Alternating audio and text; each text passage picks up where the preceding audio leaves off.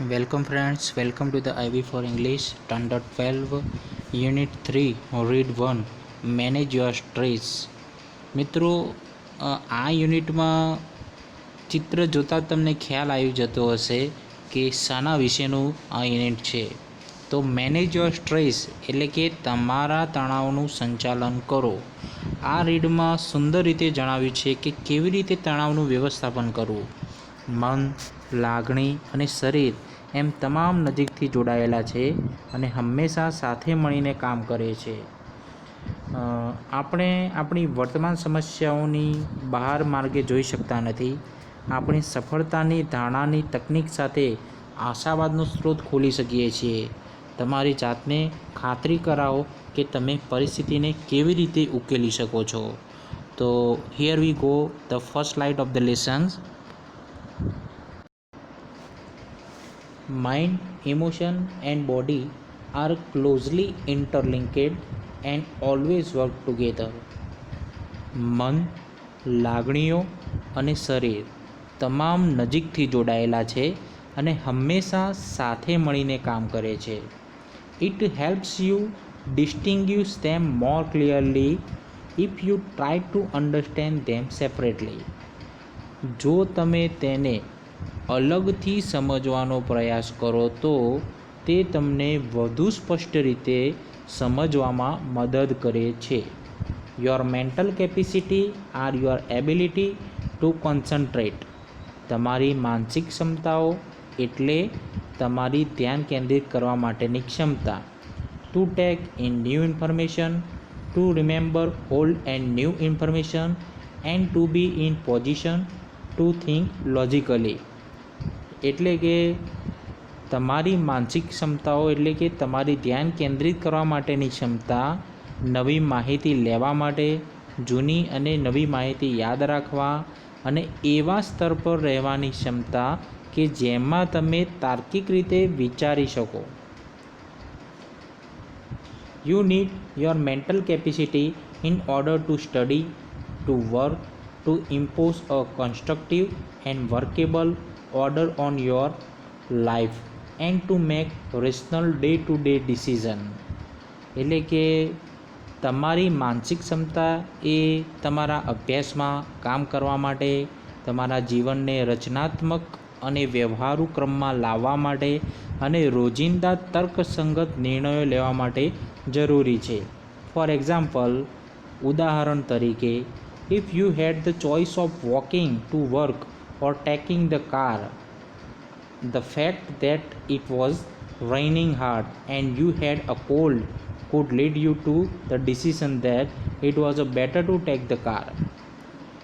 દાખલા તરીકે, જો તમારી પાસે કામ પર જવા માટે ચાલતા અથવા ગાડીને લઈ જવાનો વિકલ્પ હોય અને હકીકત એ છે કે જો ભારે વરસાદ પડી રહ્યો હોય અને તમને શરદી હોય તો એ નિર્ણય લેશો કે તમે ગાડી લઈને જાઓ એ વધુ સારું. That would be a rational decision based on the current circumstances. તે વર્તમાન સંજોગો પર આધારિત વ્યાજબી નિર્ણય હોત. The mind is the rational logical part of you that helps you to make unemotional choice, to store and retrieve information and to order and calculate. મગજ એ બુદ્ધિગમ્ય અને તમારા શરીરનો તર્કસંગત ભાગ છે જે ભાવનામુક્ત પસંદગીઓ કરવા માટે, માહિતી સંગ્રહવા, મેળવવા, ક્રમમાં ગોઠવવા અને ગણતરી કરવા અને હુકમ કરવા માટે મદદ કરે છે. It is the counterpart to the emotion. તે ક્ષમતાઓના પ્રતિરૂપ કે અન્ય અડધા હિસ્સા સમાન છે લાગણીઓ. A good example of the interaction between mind and emotion is exam nervous. પરીક્ષાનો ભય એ મન અને લાગણીઓ વચ્ચે ક્રિયા પ્રતિક્રિયાનું એક સારું ઉદાહરણ છે. Your mental capacity has helped you to retain what you have revised. You know your stuff, but when you enter in the exam room, and start getting emotional by expecting difficulties and imagining failure. All of a sudden, the careful stored information is no longer available. એટલે કે તમારી માનસિક ક્ષમતા તમને એ યાદ રાખવામાં મદદ કરે છે. તમે વારે વારે પુનરાવર્તિત કર્યું છે, તમને લાગે છે કે તમે અગત્યની માહિતી યાદ છે, પરંતુ જ્યારે તમે પરીક્ષા ખંડમાં દાખલ થાઓ છો અને તમે મુશ્કેલીઓની અપેક્ષા અને નિષ્ફળતાની કલ્પના દ્વારા ભાવનાત્મક થવા લાગો છો, ત્યારે અચાનક જ કાળજીપૂર્વક સંગ્રહિત કરેલી માહિતી ભૂલાઈ જાય છે. Your emotions have barred the way to your inner information store. તમારી લાગણીઓ એ તમારા આંતરિક માહિતીના સંગ્રહ કરવાના માર્ગમાં બાધિત બને છે. Do you find yourself reacting in any of the following ways? શું તમે તમારી જાતને નીચેની કોઈપણ પ્રતિક્રિયામાં જોઈ શકો છો? You find it difficult to concentrate on things. તમને વસ્તુઓ પર ધ્યાન કેન્દ્રિત કરવામાં મુશ્કેલી પડે છે. Your memory is letting down frequently. તમારી યાદશક્તિ તમને વારંવાર નિરાશ કરે છે. You have a lots of different things on your mind but cannot grasp a clear thought. તમારા મનમાં અલગ અલગ ઘણી બધી વસ્તુઓ છે, પરંતુ સ્પષ્ટ વિચાર સમજી શકતા નથી. You are often undecided these days and this is untypical for you. તમે ઘણી વખત આ દિવસોમાં અનિશ્ચિત હોવ છો અને તમારા માટે સમજી શકાતા નથી. You are often undecided these days and this is untypical for you. તમને ઘણી વખત દિવસોમાં અનિશ્ચિત હોવ છો અને તમારા માટે અસામાન્ય છે. You make longer to do tasks that you were able to complete quickly before.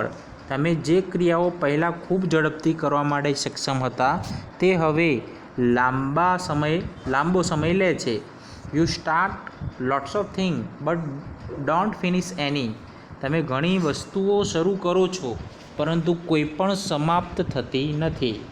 If yes then it gives a sign of mental stress. જો હા હોય તો પછી તમારામાં માનસિક તણાવ હાજર છે. The better you deal with stress, the less your mental capacity will be affected. તમે વધુ સારી રીતે તણાવ સાથે વ્યવહાર કરો એટલે ઓછી તમારી માનસિક ક્ષમતા પર ખરાબ અસર થશે. The following exercise will help you build better stress resilience and rebalance yourself if your mental capacity has already started to suffer due to stress. એટલે કે જો તમારી માનસિક ક્ષમતા એ પહેલેથી જ તણાવને કારણે સહન કરવાનું શરૂ કર્યું છે તો નીચેની કસરતો તમને વધુ સારી રીતે તણાવ સ્થિતિસ્થાપકતા રચવા અને તમારી જાતને ફરીથી માનસિક રીતે સમતોલ કરવામાં મદદ કરશે.